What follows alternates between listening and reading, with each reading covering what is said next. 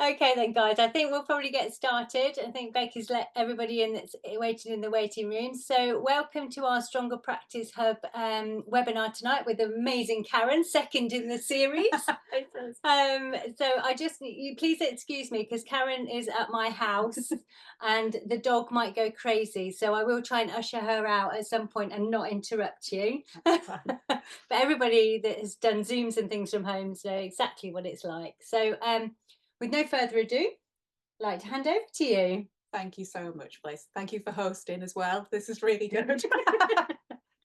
And thank you everybody for coming. I think I did invite a lot of people onto this webinar and then had a little bit of a stress worrying how many people I'd actually invited. But I'm really pleased to see everybody here.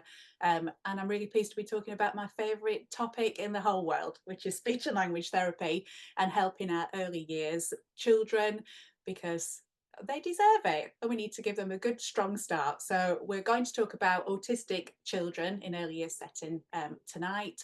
I did do a previous webinar which you can get, is now recorded. I haven't watched the recording, but I hear that it Very good. that it went okay. So this is good. So a different theme today, but we've got lots of information to cover. So I'll try and speed through it, but please ask any questions. It's fine to interrupt if something comes up that you've got on your mind. We'll try and answer any questions. I'm used to interruptions, we all are, because we work with early years children, so it's fine. So please be interactive. It just makes it much more fun. And then I can just answer any questions as we go along. So yeah, I'm in charge of the button pushing. So that's what I'm going to do. I'll do this now. Oh, wait a minute. Oh no, you see, I failed No, already. no, no. It's only because it's like, oh, there we go. Okay, so we've got quite a lot of areas for discussion today, which I'll not read out, but these are all the things that I'm going to hope that we'll cover this evening. I hope we get to the end because it's all really useful and relevant information. Part of the remit of the Stronger Practice Hub is that we talk about evidence-based practice, but actually we're living in a changing society, and the way that children are learning it's rapidly changing.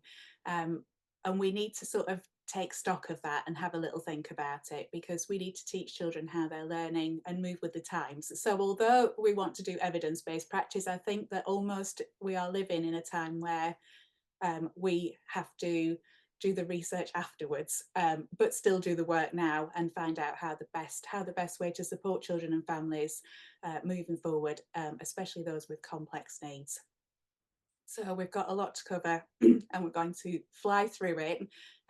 But any questions, then just ask. Okay. I don't know why it keeps doing that, Karen. See? Technical assistance, please. Tap that. Okay, I'll tap that. So I think the first thing to talk about, as the question that I get asked all the time when I'm on my visits to nursery, has there been an increase in the number of autistic children and why? You'll see that through my presentation that I use autistic children rather than children with autism. So we use the autistic label first. That's what autistic people prefer. So that's what we do. We listen to autistic people, they're the experts, and we go with what their preferences are.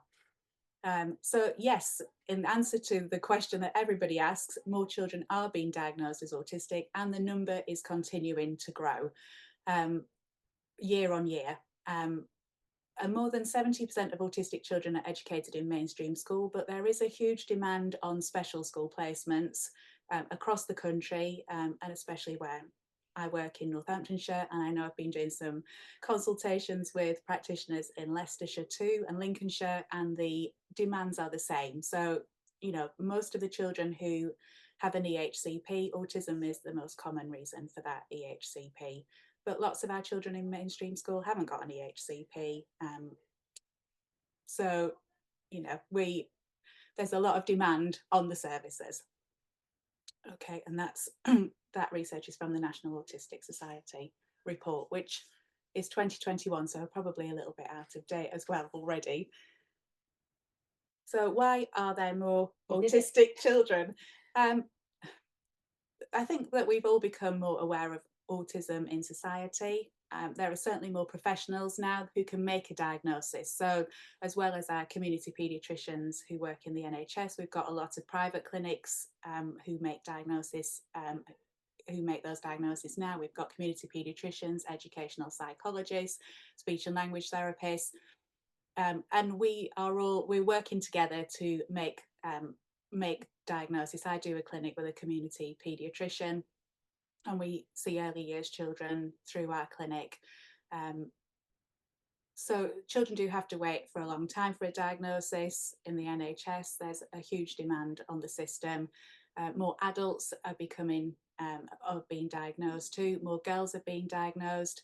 And we've lost some of the other periphery subcategories of autism, so like Asperger's, pervasive developmental disorder, those other autism diagnoses all come under this one umbrella now of autism. So there are no separate categories. So I think we've got a few reasons why it seems like there are more children that are being diagnosed now. So what do we know about autism? Autism is sometimes associated with a learning difficulty, but not everybody has a learning difficulty, and not everyone needs support, and not everyone needs intervention. Some children make really good progress really quickly. I work with a few children who have been identified as having some social communication difficulties when they've come into their early years setting, and we've been monitoring their development, but we haven't done any active intervention, and the children move through their stages of language learning really quickly. They don't become an analytic language learner, which I'll talk a little bit more about as we carry on. They still learn language in a different way, but they make progress rapidly, and they get to where they need to be before they get to school. You know, not all children who are autistic need intervention. But they do have a different style of learning, which doesn't always suit the school system and the education system. And schools can find it quite difficult to make these adaptations for children to support the way that they learn. And that can mean that they fall behind, or they find schools quite a stressful place. And that can lead to some of those emotional difficulties that we see in some of our young people, and some masking behaviours and things that we want to try and avoid, obviously, with more awareness of how people can just provide good support for all children, but particularly for autistic children. There have been a number of strategies to try and support this and deal with it along the years. Back in 2009, there was an Autism Act, which not many people know about actually, and a national strategy for autistic children, young people and adults, which seeks to address how we can support autistic people in their lives through school and education and then into work. But again, it's not really talked about very much. So you might want to have a look at that. So the National Autistic Society found that 70 to 80% of autistic people are more likely to have poor mental and physical health, experience education underattainment, unemployment and underemployment, victimisation, socialisation and premature mortality. So we have to support autistic people and make sure that we help them on their way and celebrate their strengths and their unique learning styles. As we've said, there's a huge wait for a diagnosis. Services are at breaking point. So we are, some people are waiting years and years for a diagnosis. Some people are going for that privately and getting a diagnosis. There's some issue sometimes about whether that diagnosis is going to be counted, if it's going towards an EHCP, if it's being made by a private company. There's all sorts of difficulties with the system.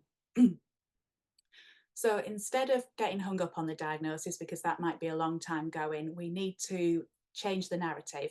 And I really like this quote. So somebody has these traits, how might that be affecting their life, and what can we do to help? That feels like a much better way to look at it than saying, well, we're waiting for that child to have a diagnosis, it's taking ages and we don't know what to do in the meantime. So this is what we're facing in early years. You know, the children that you're working with probably won't get a diagnosis before they get to school. So what can we do to help them in the meantime?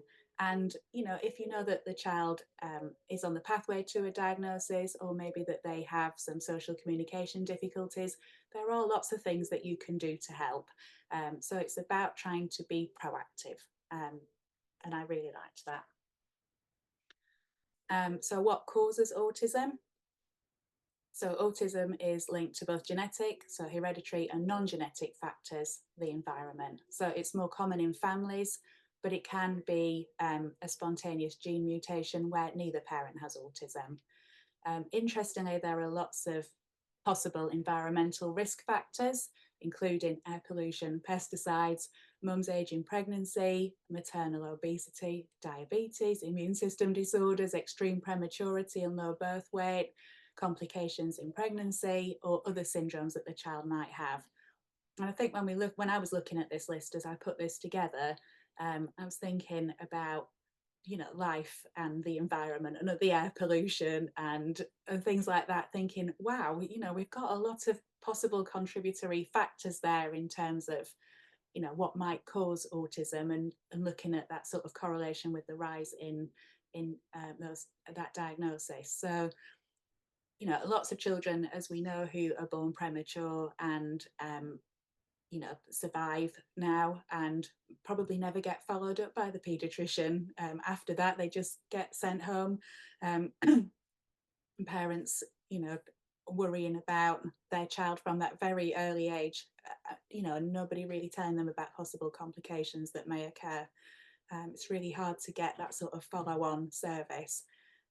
There are some nice guidelines which look at that referral and diagnosis, and talk about those risk factors in more details if you're interested in that. So this is one of the things that's really, really interesting. I think it's interesting, but then there we go. This is my bread and butter. So joint attention is one of those crucial parts of learning and development in terms of learning to communicate. So interestingly, over the last few years, it's something that they've looked at a lot in terms of technology and children's access to devices, particularly when they spend a lot of time on an individual device and don't share this with other people. So a study recently has shown that children who spend a lot of time on technology are less receptive to the world around them and less likely to have good joint attention. So by joint attention, we mean that this is the desire to share something with another person just because you think that person might be interested in it too. So this is a crucial part of communication. It's thinking, wow, I can see that aeroplane in the sky, and I'm going to point to it and look back at my mum, and then she'll look at it, and we'll both know that we're talking about this aeroplane in the sky. When we're doing our diagnostic clinics, joint attention difficulties is one of the core characteristics that we would look at when we were considering whether a child is autistic or not. So again, we've had this rise in the use of technology over the last few years, which may be one of these things that is affected by possible increase in technology. We'll have to see. I'm going to talk a little bit more about this, but it can be difficult in early years to sort of get to the crux of what might be going on for a child. And when I work in nurseries and preschool settings, a lot of nursery practitioners are saying, it's really tricky. They've got some difficulties with their social communication skills. We're not sure whether they're autistic or not. We're really not sure what's going on. But if a child struggles with this joint attention, it can mirror some of those early difficulties with social communication. It can be one of those early signs that they may have autism, or whether they have some social communication difficulties. So I'm going to talk a little bit more about that as we go along. Okay, so a little bit of theory. So the socio-pragmatic theory of language development by Tomasello, he said that language learning is inherently social. So it's more than pointing out objects and babies understanding that when you point to an object that and you say dog, that they start to pick that up and think, oh, the thing that you're pointing to is dog. It's about joint attention. It's about a parent and child having joint attention and knowing that they're talking about the same things at the same time. But more than that, it's about the other cues that are going on around the child that help them to make sense of the context, the sense of the language that they can hear. They're pulling together not just the object name, but about the environment that they're in, the other clues that they can see, their parents' facial expressions, what else is going on around them. And that's how they make sense of it. So if your child has not got joint attention, it's very difficult for them to pick up language, and especially language for the purpose of a social interaction. It's really tricky because that's not something that comes to them inherently as an easy thing to do. And that might be because they're autistic, or it could be because they've got poor joint attention. So, we have to work on joint attention and see if we can get that moving, especially in early years. But we'll carry on. Um, I'm interested very much in the rise in autism, um, because this is what I'm working day to day, and what all of you are telling me when I visit nurseries and preschools. The children are quite tricky, and have they got autism, or is there something else going on for them? How do we help them? So one of the things that I've been looking into is the overlap between autism characteristics and attachment. So back in the day when I worked for Sure Start, we did a lot of attachment work and talked about attachment theory and about how children who have attachment issues as part of their early life experience can have some characteristics that look like autism in the very early years of their development. But actually, those children with attachment issues often make good progress when they're in a language-rich environment and have consistently responsive caregivers, which is not typically the case with autistic children. So obviously, when we think about the world and how it's changed, and when we think about attachment, we might think about those children, who might be on a safeguarding plan, who might be, they might have neglect, or things might be going wrong for them in their early years in their family life, but we don't think about maybe those lower level attachment issues and that responsiveness from caregivers, which is what I'm really interested in.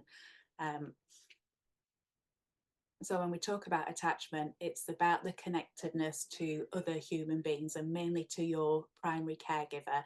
And that close care that you get in early infancy is that most important and enduring relationship. And when parents and carers are attuned and responsive to their baby, and they provide appropriate care, then the outcomes are so good for that baby. But it would be about recognizing if your baby is hungry, feeling unwell, that if they need affection and they need closeness. And I think they're all things, obviously, that we recognize. So I've been looking a little bit more about attachment theory and how a child who had an insecure attachment might present. So they might come to nursery, or I might see them at home. They could be fearful or avoidant of their parent or caregiver. They could be really distressed if the carer leaves them, even for a short amount of time.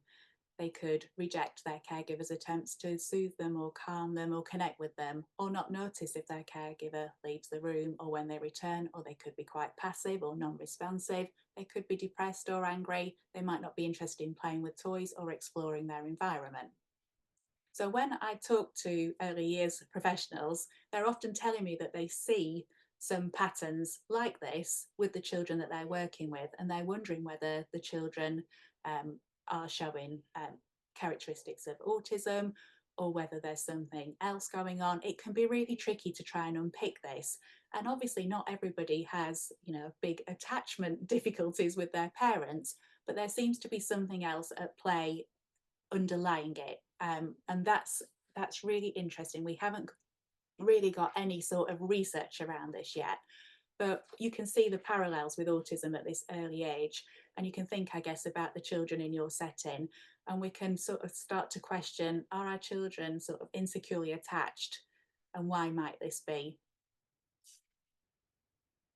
And I think that this has a lot to do with it. There's a lot of pressures for children and families in modern life, And sometimes it's not always that big attachment, safeguarding, child protection. It's not that sort of neglect. Sometimes it's those difficulties just keeping up with day-to-day life. It might be difficult to form a bond. We've got, I think, a lot of undiagnosed or, mental health issues, anxiety and depression. There's such a strain on services now, mental health services, GP services. It's really difficult for people to get support, and they don't have that support network anymore. Maybe they don't see their health visitor, they don't do a baby weigh-in, they don't access groups. It's really tricky. And that impacts on you know, how you interact with your baby. And I think there needs to be a lot more help for parents to access this service. The other thing that we were thinking about is the use of technology, not just for children, but for parents. Obviously, we're all on phones, we're connected all the time now, but using technology stops you interacting in the same way. All of us. It's just life now, isn't it? That we're on technology, we're constantly contactable. You might sit down to do something, you get a ping on your phone, you're looking at your phone. We're to-ing and fro-ing all the time between interaction with people and the information that we've got coming in on these individual devices. And everything is at 100 miles an hour. Everybody's distracted, everybody's doing more. And I wonder what the impact of this is on our children, who need a long time to develop. They need a lot of time and a lot of repetition, but everything is so fast and it's so fast moving. And I wonder how that impacts on their developing brain. And again, we haven't got longitudinal research about this because it's happening now. And I don't know how we stop it. And I don't think there is any way to stop it, but we have to think about this. Um, and obviously children are having access to their own individual devices. So we know from being on devices ourselves that if we're looking at that, we are not paying attention to what is going on in the world around us. We are completely engrossed in that screen time. And it's even harder for children to switch from looking at a device to what's going on around them. So we've got this is this joint attention again. It's not, they're engrossed on it, whatever's going on around them, they're just not in tune with that. So they're missing out on spoken language. So if parents are talking to them, but the children are on devices, they're not finding it as easy to pick up on the things that they're hearing. And that gives them gaps in their vocabulary and in their learning and development and in their play skills and their attention. It has so many knock-on effects. But actually, since the pandemic, what we saw was that some children did really well in the pandemic. Their parents spent a lot of time with them. Even if they were sharing technology, they would talk about the things that they were watching together. But since then, there's been more children on their individual devices and less opportunity to spend talking and interacting with the children because everything is just 100 miles an hour. I think we all recognise that. I think the world is really stressful, and especially stressful if you've got small children. So some of the complexities that we're seeing, can this be explained by the way that we live? I think yes. Answers on a postcard, please. But we can't evidence it yet because we're in the moment. What we do know is that children make progress with exposure to play and time spent with sensitive adults and time spent outdoors. And we need to slow everything down and we need to nurture. Could it explain why children are not progressing at the rate expected? Yeah, I think so. Again, we can't prove it yet, but it's more than just speech and language. So I get lots of inquiries. Come and help us with this child. It might not be speech and language. We're not really sure what's going on. Come and help us to figure these children out. And we know it's not just speech and language when we get, we're looking at children's emotional development, their resilience, their independence. And we're looking at the current cohort of school starters. 1 in 4 children are not toilet trained. They are still using dummies. They're coming to school in their pushchairs. Those children were not school ready in the traditional sense. And I think we thought that that might have been a COVID blip, but what we're seeing is that actually, no, the world is changing, society's changing, and we need to change what we're doing to sort of help children at a much earlier age.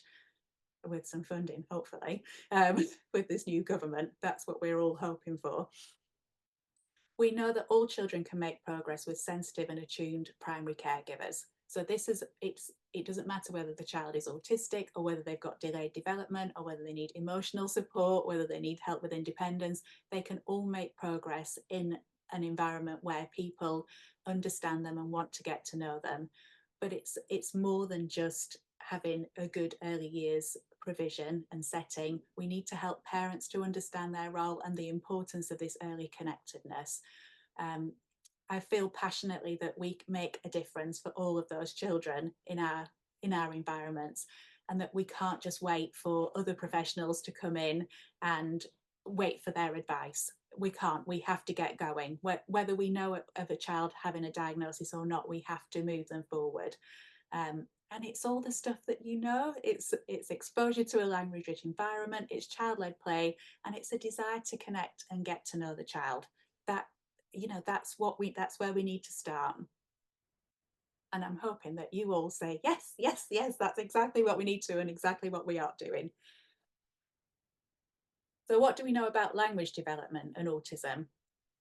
So on the previous slides, what I was thinking about is social communication difficulties, which may or may not be autism, but how can society and the way that we're living life impact on that early connectedness and sometimes have an overlap with those difficulties in core communication skills. But for a lot of our children, the characteristics of autism are there from a very early age, and that they'll be on the pathway to a diagnosis, however long that takes.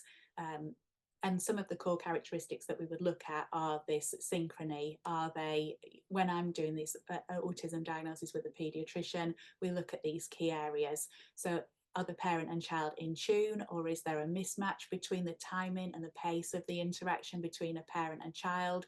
Is there this serve and return interaction, or is that very difficult? Do the parents tell me that it's very hard to play with the child? Is it very hard to get a connection with them? And parents are trying really, really hard, and sometimes so hard that the child they find it so intense and they move away. And it's really hard for parents to keep going and keep trying when they're not getting when they're not getting that feedback from the child. Obviously, we've talked about joint attention. Is this a child who can point to things? Yeah, sometimes autistic children point, but generally they're pointing to request. So they'll point to a drink, they'll point to the remote control. But what they won't have is this joint attention or pointing to share an interest. So they'll not be pointing across the road to a dog that they can see and then back at their parent, then back at the dog to say, there's something over there that I think you'll like, tell me about it. So two types of pointing. So very much looking at which type of pointing a child might have. We'd also be looking at language differences. So even for children who are non-speaking, we would look at how they are processing information. So most autistic children learn language differently to their neurotypical peers. And I'm going to talk a little bit about that as well. Sometimes autistic children are sending a message, but it can be very hard to tune into them. It takes skill to look and notice their very subtle communication signals. And actually, I do a lot of video work with my parents so that we can get it on video and then have a look back and see what signals we might have missed. And we start from there.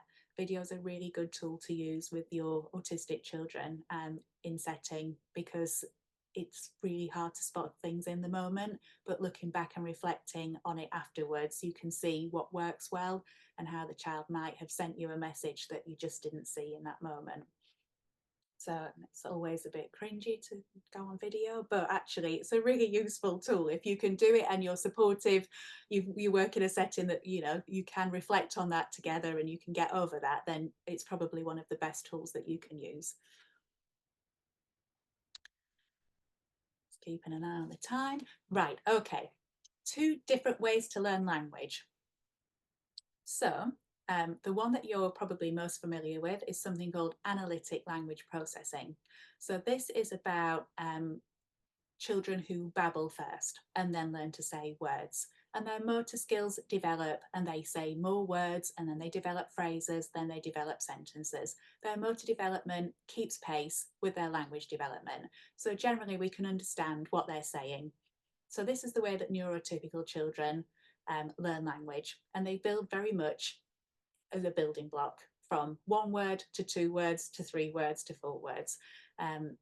And you can map language in, you can teach them categories, vocabulary, you teach them core words, and they start to use phrases and sentences. So that's what most people are familiar with. Autistic children don't learn language like this. They hear the flow of sounds. So their first unit of language is something called delayed echolalia. So you might have heard of echolalia, but now we call it Gestalt language processing. This is language that's copied from another source. Maybe they've copied it from another child or an adult or a TV program, something from YouTube or a song or the alphabet, or they're copying numbers. They will copy it exactly as they've heard it. You might not be able to understand all the words, but sometimes you can hear the tune of it. So especially if it's a song, sometimes you hear that first.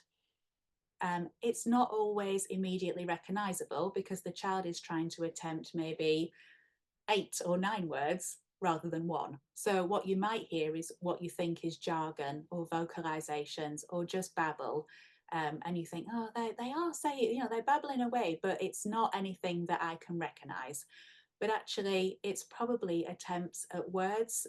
And you have to take a bit of a leap of faith with it, but it's definitely meaningful to them. And actually, parents are really good. They can often tell us what it is that the child's saying. So, you might hear, I've got a snake in my boot. They might say something like that from Toy Story. They might say something from Peppa Pig, or they might sing. You might hear Twinkle, Twinkle, Little Star. They copy the things that resonate with them. So if something is dramatic and quite exciting, then that's what they're likely to copy. And they usually love songs or scripts from highly familiar books or TV programs. So I always say, let's try and find out what their interest is. So if you're finding it hard to make a connection with a child, again, speak to the parents and find out what it is that they like to do. And the parent might feel a little bit worried about saying they watch a lot of TV or they like the phone because of all the reasons that we've said before. But actually, they might have something that they really have an interest in. And you can bring some of those resources into your play. This happens a lot when I'm working with children. You find out that there's something that they like. So I've got a little girl this morning that I saw, she really likes ducks.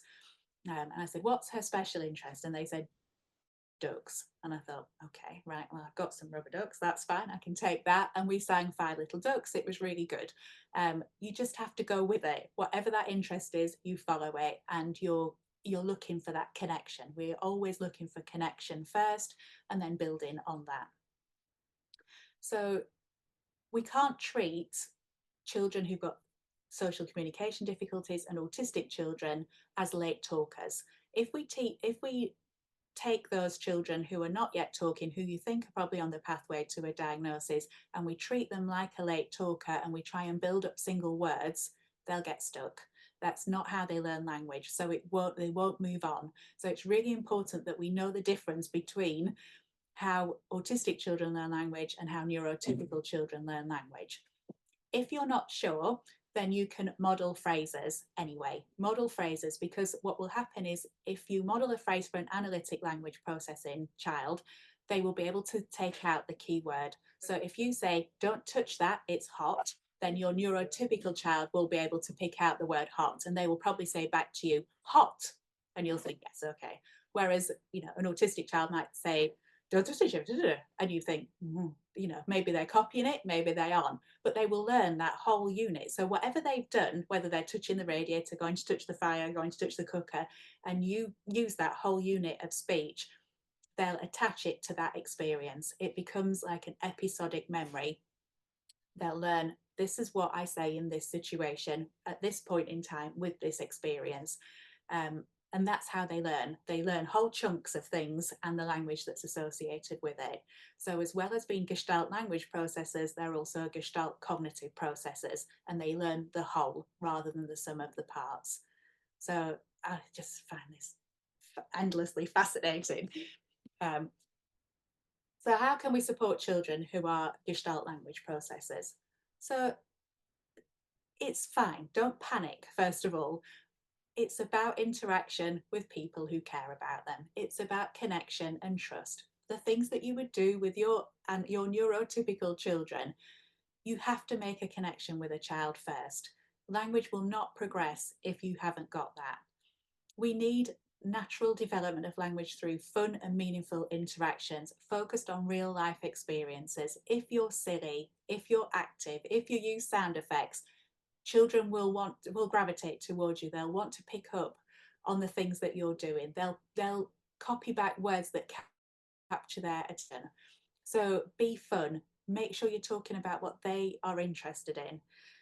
They have unique interests and specific learning profiles. Follow their lead and find out about their interests. Don't ask them questions and don't narrate their play. It's really distracting if you're sitting alongside a child and just rabbiting on about what they're playing with. It isn't necessary. Just sit with them and don't talk. Sometimes you just have to be in the moment with them. You don't have to talk if you've got nothing to say. Sometimes they just need to sit in silence with you alongside them. You can acknowledge if they're talking to you, if they make sounds, if they say words. You can acknowledge what they've said by repeating those sounds and the words. You've said, I've heard what you've said. Even if it's not sense to you, it will make sense to the child. Okay, so one of the strategies that we recommended by your speech and language therapist is the use of AAC, which is augmentative and alternative communication.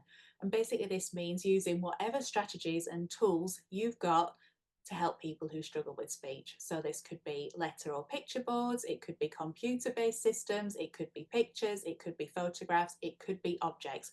It does not matter what we're using as long as it supports communication. So there's no hierarchy. You've not got to do one thing and then the next thing and then the next thing. We can't assume what children can access. We don't know. So one of the things that you should definitely know is that non-verbal is an outdated term. A child might not be talking yet, but it doesn't mean that they're not learning language. Language starts in the brain and not in the mouth. So if we say that somebody is non-verbal, we are saying that they haven't learned any language. But we know that our autistic children are learning language, and they're learning huge chunks of language, huge amounts of scripts and sentences that they've got stored in their head, attached to experiences that they've had. So we have to assume they're competent, we have to assume they can understand, and we have to presume that they are learning, even if we can't assess them with our usual assessment tools. And we have to back up communication with AAC. So that could be objects of reference. So I'm sure that you're all using objects of reference. So this could be having a nappy for nappy changing time, or it could be showing them the car keys if you're going in a car. It should be showing them a swimming nappy if you're off to go swimming. It's about saying this is what's coming up next, and the purpose of it is to alleviate any anxiety and to help them to know what to expect next. You could use symbol pictures. So I always have a lanyard of pictures, and I have some keywords on there or some key phrases. You might use now and next. So you might say, now, wash hands, next it's snack time. Again, we're not putting reward systems on this. We're not saying now you're doing a 6-piece puzzle and next you might get 10 minutes on the iPad. That's not what now and next is about. It's about helping children to understand what's coming up next, because transitions are really difficult for some autistic children, because verbal transitions and things moving very fast can be hard. Routines are something that work really well, but you can't always stick with a routine. So having these pictures to back up or objects of reference really help to understand that there's a change coming up. So yeah, let's have a look. I might have said what's on the next slide. So yeah, it's about supporting understanding and supporting participation and reducing anxiety. So once we have visuals in place, that information is concrete and it doesn't disappear like spoken language. So it gives a child time to look and process that information. Visuals aren't just useful for autistic children, they're useful for all children and should be available in all of your early years settings. And when they work, you know, I see it, you know, and I go into my settings, and if anybody's missing out something that should be on that routine, you know, the children are saying, you've missed something out there. They're really good at prompting adults to make sure that they don't miss anything out. And picture support is not the same as PECS. So PECS, or Picture Exchange Communication System, was something that was used a lot, maybe 5 years ago, maybe a little bit longer. It's not routinely used anymore because it doesn't develop a wide range of communication functions. So PECS was picture exchange, where you would find out what the child liked to play with. So maybe they were really into bubbles. You would withhold that from them, and when they reached for it, you would encourage them to pick up the card and hand it over in order to get an exchange for the thing they wanted. So maybe some bubbles. For some children, it worked immediately and they understood the purpose of that, which was great. When it worked in the moment, it looked like it was absolutely brilliant and we'd got the thing that would help them to communicate. But actually what we found is that it's very hard to move them on. They got stuck at that requesting system. So maybe they could request for 30 things within their book. But books are not always great. Pictures fall out, you know, people forget to put the book in the bag, nobody knows where it is, then the child's left with no other way to communicate. And communication is much more than just requesting, it's about your interactions with other people. So we've moved towards what we call robust communication systems. So this is making sure that we've got things like communication boards, we've got communication books, and more recently we're moving towards high-tech communication aids. So again, communication aids in the past were they were out of reach for most people because they were so expensive and the technology was very advanced. Actually, although technology has not been great in some areas, it's been good in terms of access to devices for everybody, because everybody's now got a personal device. So in the past, they were designed for neurotypical language learners, so children with cerebral palsy, for example. They would have access to a communication system, which was very much based on an analytic language processing system, where you would be able to go into a category, food, and then you would find fruit, and then you would find something else, and the children would be able to find those single words and be able to request what they wanted. Obviously, because our autistic children are Gestalt language processors, their brains aren't working in that way to look through and categorize different foods or clothing or anything like that. They need scripts. They need scripts that resonates with them. So there's a move towards programming Gestalts onto like iPads and things like that. That's quite new, but it's really exciting. So yeah, if you want to find out more about that, there's lots of things coming through online about that. We're trying really hard to move things forward. As we know, our autistic children, well, all of our children are really good on tech and they can access this quite quickly. So again, when we're modeling language using our AAC, whether it's on a board or in a book or on technology, it's got to be fun and it's got to be meaningful for the child. It's got to be around an activity that that child has chosen. So something that I'm really, really passionate about is how can we help parents? We have a lot of knowledge about early years and about children's development, and parents they don't know what we know. We need to help them. Think about all those challenges that parents are facing in their lives. Think about all the things, the fast-paced life and how everybody's working so hard and all the things that you've got to do within your day. how do we help parents? How do we share our knowledge with parents? And how do they share their knowledge of their child with you? They're the experts. We need to know what they know, especially for our autistic children who have got unique learning profiles. They will know about their child and what we can do to make that connection with them. And if they don't, then we can help them by saying what we found works and what we found as a way in and a connection with that child. You have to work together. There is no other way to make a breakthrough. We have to have this parental input. It informs your practice. Partnership working is so important. And I really believe that if we can work in partnership with parents in the early years and we get it right, then they are huge advocates for their children moving forward and into the school system.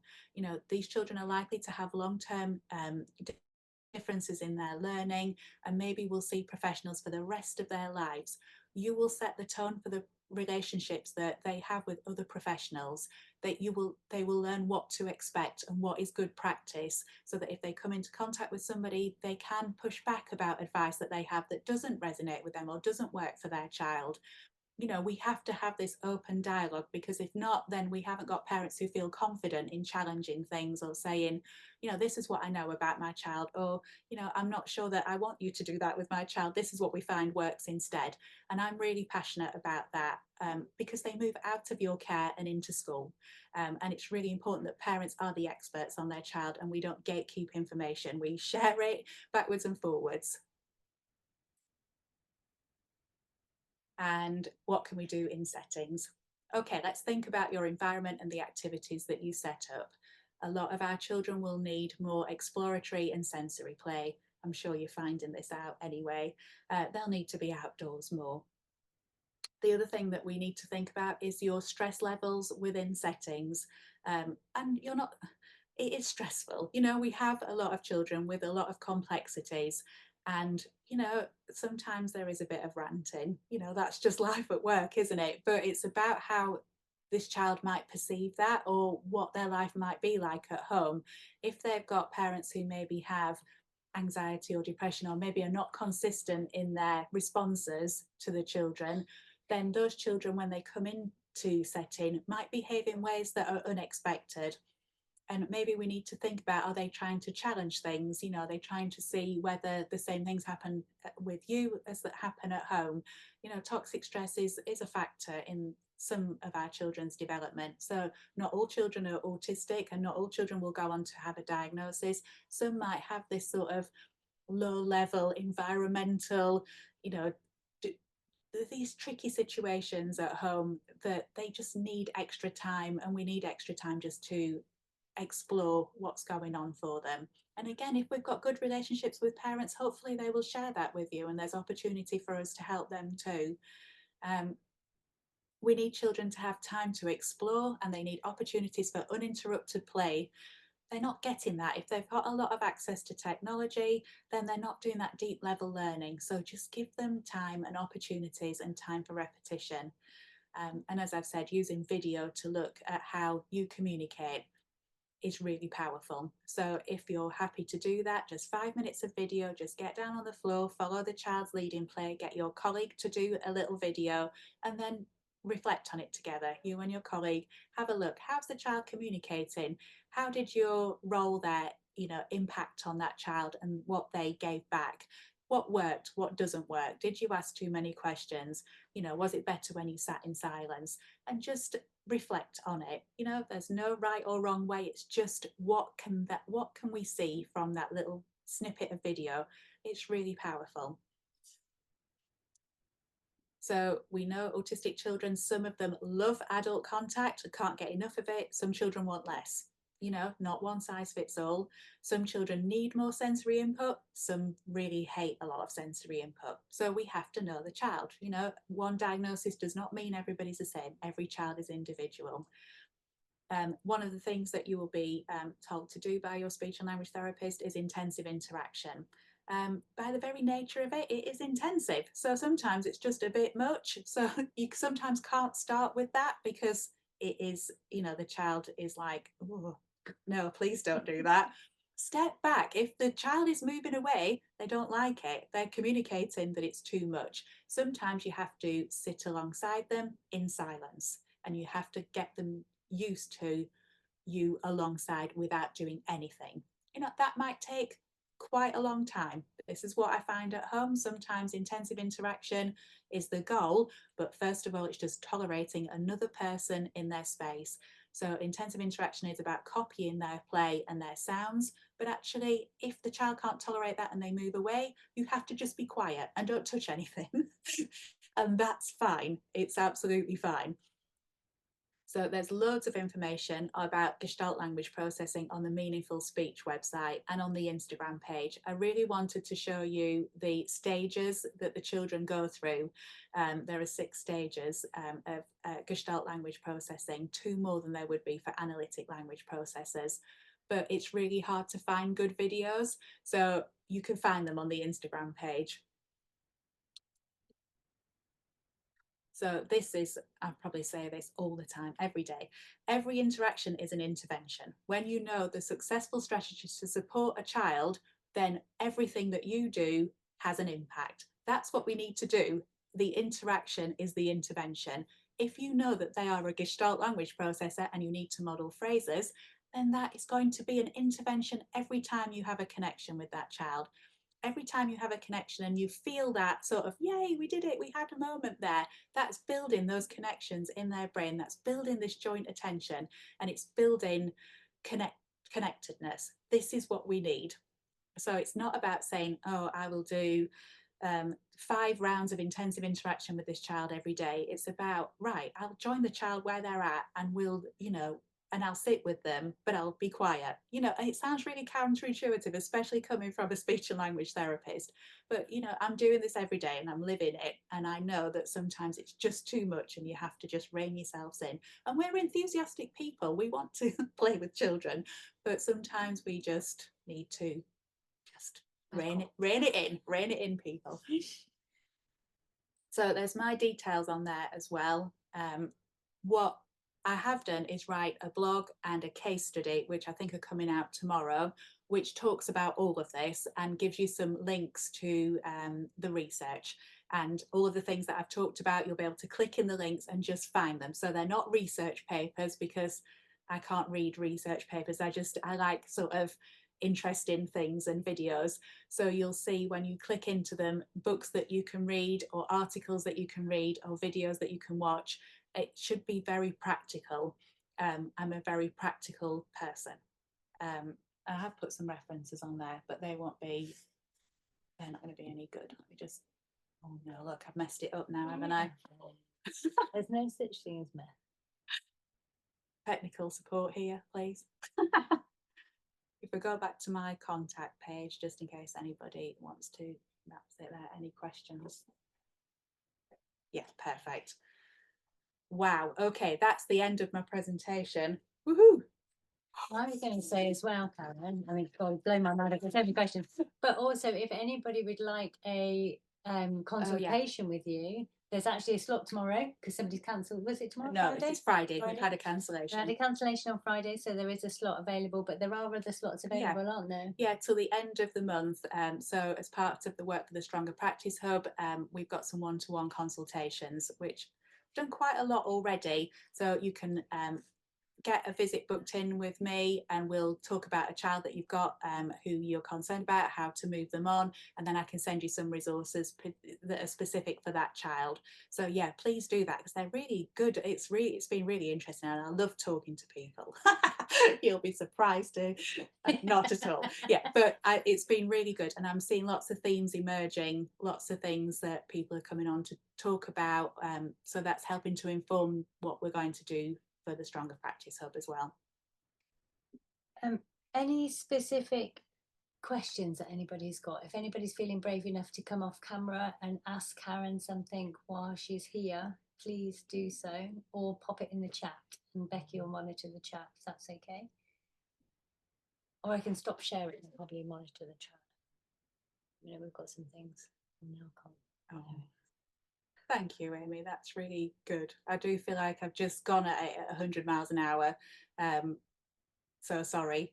but hopefully it made sense. You never know when you're sort of doing a webinar. You just sort of get in the flow, and then it's hard because you're not getting that feedback, which is obviously exactly what we've been talking about. One-way communication is really difficult because you don't get any feedback, which is, you know, sometimes how you feel when you're interacting with your autistic children, but they do give feedback. You've just got to look more closely for it.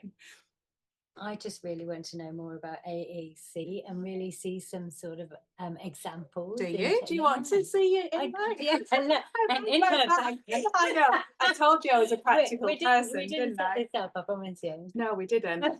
I don't think I can. I'm not. Am I still on the screen? Yeah. Am I? There you are. Look. Okay, so we have just objects of reference, obviously. Snack time. Oh, look at this. I know. Snack time, everybody. Or, you know, we're going in the car. You can attach your symbol picture to it, which just sort of gives you a way in with symbols as well. So we sometimes start with objects of reference, but not always. Sometimes we do picture support. If you can't get your symbols, sometimes I just take my whiteboard out and do a quick, I know, I'm no artist, am I? Snack time and swing. Even I can It doesn't have to be, honestly, nothing has to be fancy. And don't wait until you've got all your resources to start, just start. So you could have something very, you could have like your now and next board. Nice and easy. Yeah, really helpful. Or you could have first and then. So it depends on what language you want to use, but make it consistent. So speak to the parents about what they would naturally say. You might have like, so say you sort of your first was get dressed, you might be able to then break it down and do like a to-do list. So you don't put like 100 things on your now and next board. You might just put get dressed, and then their child might go up to their bedroom and this might be stuck on the side of their wardrobe. Can I do that for other people, like adults? Yeah, it works really well for adults. Or you might do, I do like, if I'm doing a session with a child, I might put all the activities that we're going to do until we get to the end. I'm so glad I asked the question. You might hope the people are finding this helpful. You might do a communication board. I've been sending these to you all. When you've said about children who might be, you know, might need these, I've said, right, well, I can send you some examples of what I would use. So this is a bubbles one. You'll see it's got different colours on. So these are related to colourful semantics, which is not really relevant for autistic children, but it's great for children with EAL. It's about building sentences in that analytic language way. So you have who, what doing, what, where, and then purple's a description. So sometimes I do colour coding, sometimes not because I forget. So I just use what I've got. So you might have one for your different activities like doll play. You would put these in your box, and then when you get your activity out, stick this on the table so that you've got a reference point. I've got some stacking robots. I have one for everything that I've got. Well, until they get lost, I'll leave them behind. Find them in the boot of my car. I might put a book together for a child. So this is one that I did for an autistic child. So we have a page of shared joy, which is the page that I'm on mostly. So I would say, oh, I love it, or that's my favourite, or we would do that. Or I might talk about, if I see that they're a little bit distressed, like, oh, that's just so loud, it's too loud. Or we might do a transition one. So I might say, oh, it's time to finish, and they might protest, and I'll say, oh, I need more time. And then we give them another few minutes because we're not just stopping things, you know, we're allowing children just to finish off. And I might say, it's time to tidy up. They might protest. I said, oh, I need more time. And then I might set the timer going so that they know that it's time limited, but I'm giving them a little bit of processing time. So I've been making books like this. What we want is the parent to fill some bits in with what the child's phrases are so that we can start to model those phrases as well. But what you said just there is really important, because actually it's also giving the child agency, isn't it? So it's recognising that actually the child's really distressed, so I'm going to give them the agency so they feel in control of this situation, recognising that, so showing that you can recognise. Definitely. And they're big feelings, and we obviously want to recognise that they've communicated that to us. That's the whole point of it, isn't it? I have a whole page for protesting because that's obviously really important. These are your communication functions. This is why PECS doesn't work, because communication is about all of these things: protesting, shared joy, transitions, regulation, advocacy, requesting, playing. These are the functions of communication, not just I want biscuit, I want drink. We need much more than that. It's about shared joy. And then we have on the iPad, we might have, so this is grid player. I don't know whether you're going to be able to see that. No, can people see that? So this is what's coming out Yeah. on technology. So you would press. So is that an app? Yeah, it's an app. What's it called again? It's grid player. Grid player. So you might do like this one. So again, if you sat with a child doing an activity, it's just like the book, but you might be able to press it's my favorite. It's my favorite. And then it would come up, and the child, I mean, they're really good at this. Then they just press the top. It's my favorite. And they can repeat it. So we're starting to use it just to do some little descriptions about what they're playing with. Or it's my favorite. It's amazing. It's my favorite. It's amazing. So this technology is coming fast. You know, parents want access to this sort of thing because they can see it might be useful for their child. None of this really works until you've got a connection with the child. So you have to start there. They have to want to interact with you. So you need to start where they're at and build up. But all of this helps. It does. And it looks like it's a lot, but it's not. Once the child gets it, you're like, yes, what else can we do? I've got parents who've got visuals everywhere. They're absolutely brilliant. And at first they've gone, I'm not really sure we'll be able to do this. Then as soon as they start to see it work, they're miles ahead of me because I'm not a technology person. This is all done on something called Widgit, WIDGIT. If you've got any funding, it's £10 a month, I think. It's a really worthwhile resource to get. You'll be able to then make up all of these. You don't have to wait for anybody else to get this sorted for you. You can make them. Whatever your child needs, you've got the technologies in your hands. You're probably loads better. I mean, yours will be loads better than mine. I'm sure, because mine are very low tech. The parents are like, yeah, I could probably do that better than you. So I'll just order that widget. Which is fine, you know. Actually, then they've taken control of the situation. I hate that. The fact that they're waiting. Yeah. Oh, we're waiting for stuff. We're waiting for that to come. No, just get on and do it. You can do it. It's fine. You know, like, oh, I might do it wrong. Well, you know, if it doesn't work, then it's fine. Just try something different. Don't just wait for it to be perfect. Nothing's ever perfect. If you haven't got a picture, scribble it on a piece of paper, show an object. Even if you go into the park and you've not got a picture of it, show it on your phone. Right, we're going to the park. This is where we're going. And go. The child will pick it up. We all need that visual support. So just don't wait for it. Don't wait and say, well, when I get my admin time, and I'll do all of those, because you know that your admin time will just go on something else. There's a question. We have a child who only recites numbers in a language way. How best can we extend this? We use songs, but so far are worried about progress. Yeah, reciting numbers, start there. Why don't you do number songs? So 5 little ducks, 10 in a bed. See if you can, again, where have they picked that up from? So if the parent comes back and they say they've learnt this from Coco Melon, you know, you might be able to use a little bit of Coco Melon, some songs from that, some of the characters from that. See where it's from in the first place. I think if he's learning numbers and that's his interest, then I would find as many different number activities as you can. Okay. And start there. So if you have numbers in the tray, you have numbers alphabetic, you know, your little magnetic things, you're drawing numbers in corn flour. If he's got an interest in numbers, then we start there. We're not looking to build him up. This is not the profile that we have. What we need to do is stretch them out like a pizza dough. Start with that interest and widen it a little bit by little bit, stretching out. Start where they're at, whatever that interest is, and think of all the common themes. Okay, numbers, what else have we got? Songs will be absolutely great. Number songs will be good. Let's hope that he picks up on that. I think he probably has learnt it from a song. And we've got another question. How does signing fit into this? Does it support or hinder? Try it, definitely try it. Some children pick it up, some children don't. So again, when we're working with autistic children, they don't do a lot of natural gesturing. That is really tricky for them. So sometimes they will sign, but sometimes not. Again, if you're signing, it's usually a single sign. You might be doing drink or eat. They might not even look at you. So it would be, if you're signing like cat, and you're doing all your gestures and your facial expressions, cat, and they're not looking at you, then they're going to miss it completely. But if you're naturally using signing in your early years setting, maybe they'll pick it up, maybe not. We're using a total communication approach.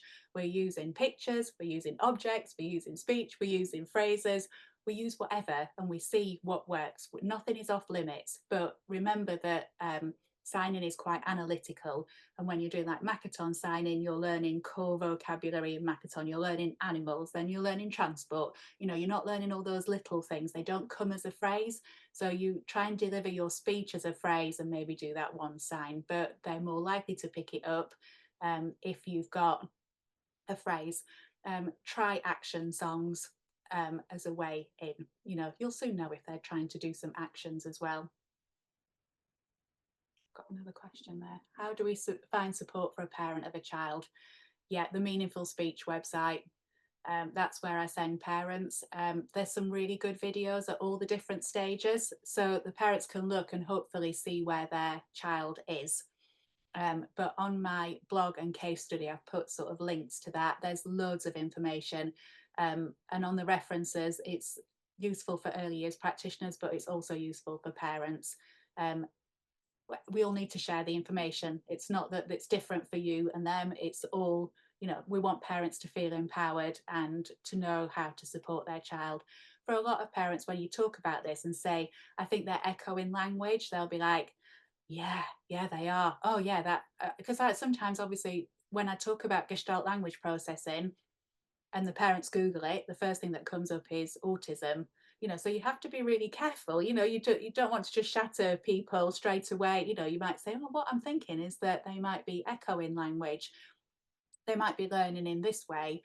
I said, but I want you to go away and do the research on it and come back to me. Tell me what you think about this. Does this resonate with you and how your child's learning language? Because if so, what you really need to say to parents is there's a different strategy. If your child's a late talker, we need to go this way. But if they are a Gestalt language processor, we need to do this approach. If we keep treating them like a language delayed child, they won't make progress. So we have to have an open discussion with parents and not say, oh, we're making a diagnosis, because nobody can do that in isolation. That's a team diagnosis and they might wait a long time for that. But it's a description of language development. It's not a diagnosis. So it's really important just to go back to parents and say, I've learnt about this now. And I'm wondering whether it describes your child's language. Will you go away and have a look, and maybe we can have a meeting and have a little think about it? And they might come back and say, it's exactly that, but they're saying it's about autistic children. And you're like, no, we're not making a diagnosis. We're just considering how their language develops. And not all Gestalt language processors are autistic.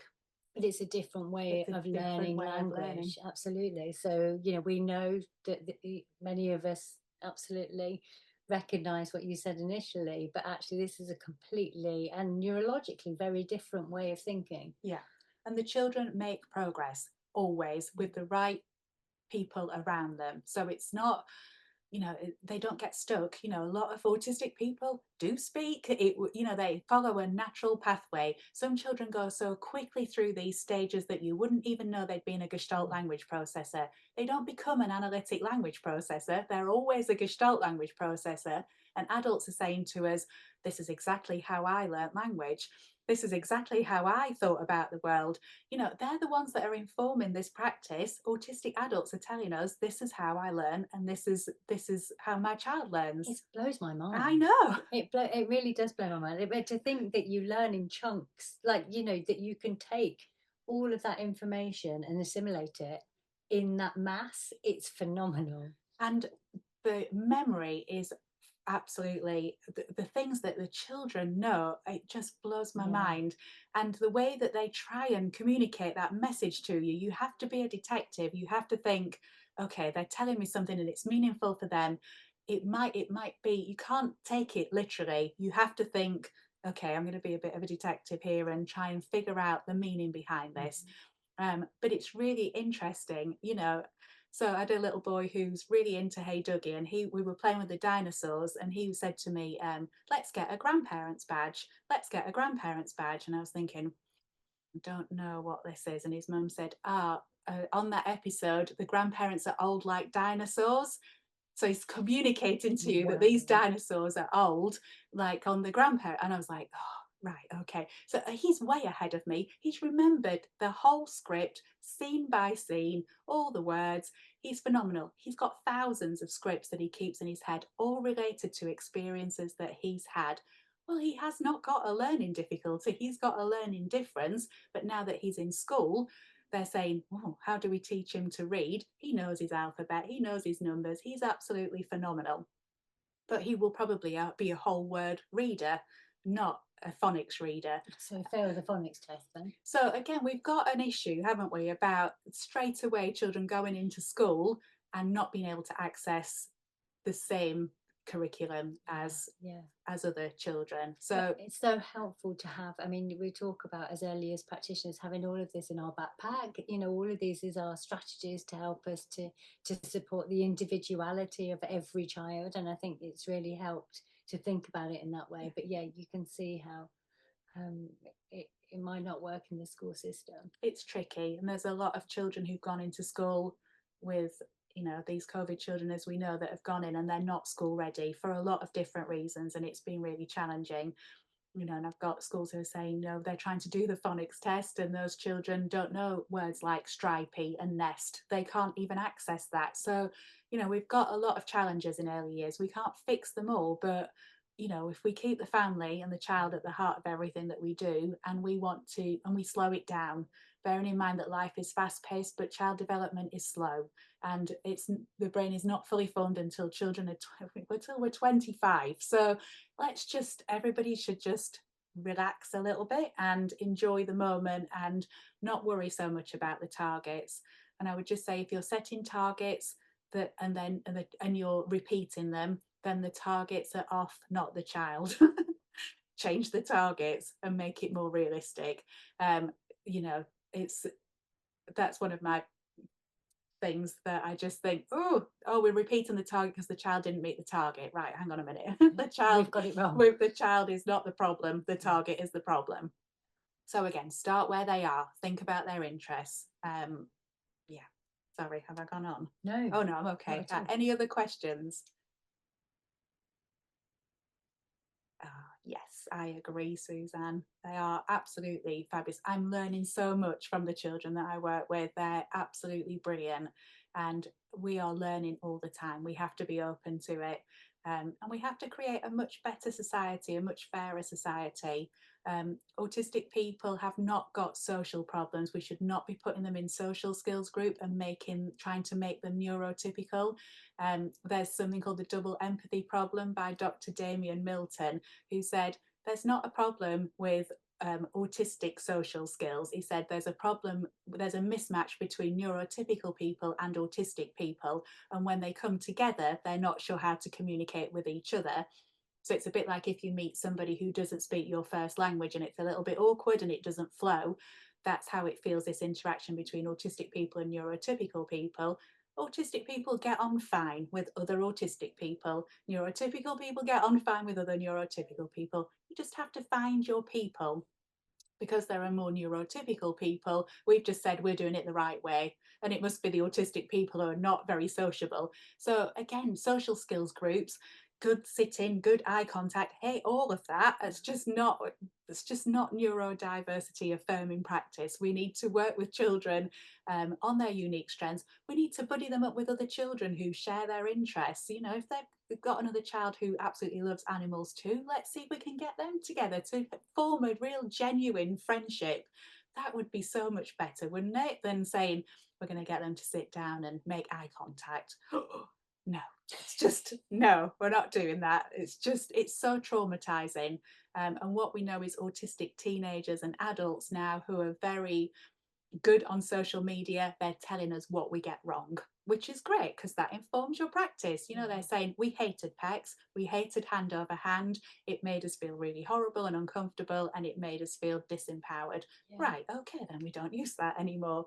You know, we have to listen to autistic people, they are the experts. So, Definitely. you know, no more, do better. No, it's so, yeah, putting the child at the centre of it all. So I've waffled on now, No, but you it's can not tell I waffle. absolutely love this. This is my favourite subject ever. So yeah, if you want to come on and talk to me about your wonderful and unique children on a consultation, do that. I would love it. And yeah, and look at the blog and the case study. If you've got any questions, I think all my details are on that anyway, so you'll be able to just ping me an email. But I hope that you've learned something that you can take back into your practice that's practical tomorrow, and that you'll be telling other people about it and saying, did you know there are 2 ways to learn language and we never knew that? Because even the fact that you know that means that you will change the way that you interact with those children, and you're much more likely to be successful. They're the only 2 that we know about so far. Yeah, we do, but there's probably different ones, and it's a little bit, again, it's a bit controversial. So echolalia was heard about a long time ago, so you might have heard, it depends how long you've been a practitioner, but we heard about echolalia probably in the 70s, 80s, 90s, and we were told that it was not communicative. If a child was echoing, that we would ignore that because it didn't communicate. But that came on the back of a big rise in something called ABA therapy, which was used in America with insurance and things like that. So they would say, what's an evidence-based practice? It's using ABA therapy, which is applied behaviour analysis. So that's what was in fashion, because it could be evidenced, and people could say 40 hours of ABA therapy would get children talking and communicating, but it didn't. It left them stuck again. So now we've gone full circle and said, you know, they're learning echolalia and it communicates. So let's look at that. What messages are they sending? And now there's a 6-stage approach to helping children, and you go through them very logically. And it might take a long time. Not all children get all 6. Some children stay at that sort of non-speaking stage. So we have to have our AAC in our bag to help them. But we have to know that even if children aren't speaking, they're likely to be Gestalt language processors. So we have to use songs and rhymes and, you know, TV scripts, whatever they like, to get that connection with them first. If there's anything that Karen has said in either her blogs or her webinars, either this one or the one from was it not last week, a couple of weeks ago? A couple of weeks ago. If there's anything more that people would like to find out, please let us know. Please email into the Stronger Practice Hub, or if you wake in the middle of the night thinking, oh, I didn't quite get that, or you know, you come into practice and you think, you know, I just need some support. Either use the consultations, but also let us know. You know, we're here till March. We've got funding until March. So, you know, if you don't use it, you'll lose it. So please let us know how we can shape. This is your Stronger Practice Hub. Please shape it in the direction you want it. Okay. Thank you, everybody. Yeah, thank you so much. Thank you for all your nods and smiles. That really helps when you're doing a webinar. I know, we just so need that feedback from people, don't we? As neurotypical people. Oh. Need that joint attention. I know, I'm just looking for joint attention all the time. Thank you, everybody. Have a good evening.